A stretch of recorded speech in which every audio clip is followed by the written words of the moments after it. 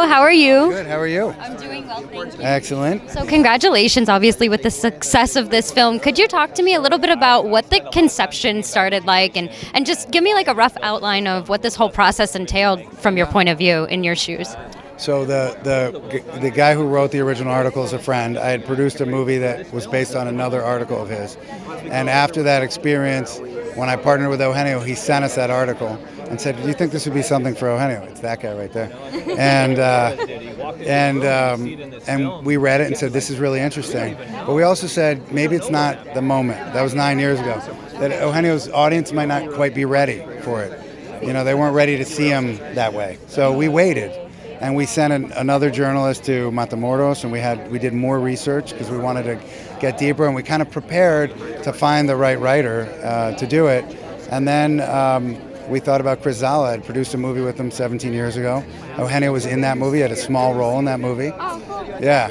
And so we said, hey, what about Chris? You know, he has he's all about authenticity. He likes things that are real and raw, and that's what this movie should feel like. And we sent him the article.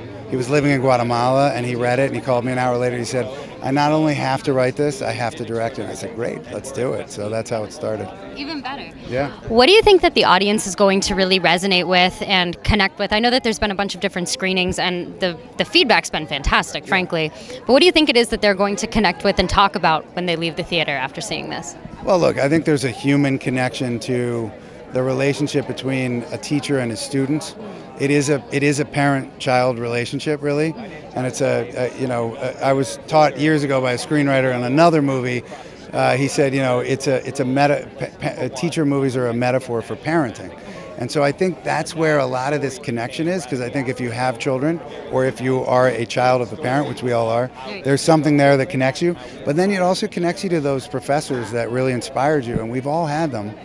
And then further, if you're a parent, the idea of seeing the potential in your children, that maybe we're too focused on, did they get the grade, did they memorize this, did they memorize that, but more about what are they curious about. And if we can amplify where their curiosity is, I think we can create really successful, confident adults. And I think hopefully it's certainly inspired me. I have 2 young children, and I watch them differently now. When we started doing this and learning about this process of educating, which is very different, I started to really rethink the whole education system and how we're doing things, and I really try to support my children's curiosity as much as I can. No, I love that you said that, because I was speaking with Josh, and I just think it's fascinating that, you know, you shouldn't be bored when you're in school. You know, you want to be excited, you want to be engaged. Do you think that this film is ultimately going to start a pioneering trickle effect for potentially enhancing the school system and even opening up the conversation and creating other films of kind of a similar idea? Do you think that this may have the ability to potentially do that later on down the road? You know, look, I think we just go out and try to make the best movie we can and connect emotionally to our audience.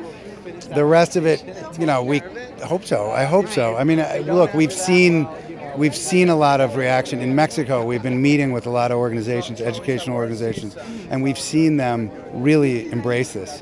It almost feels like they've wanted to have this conversation for a long time.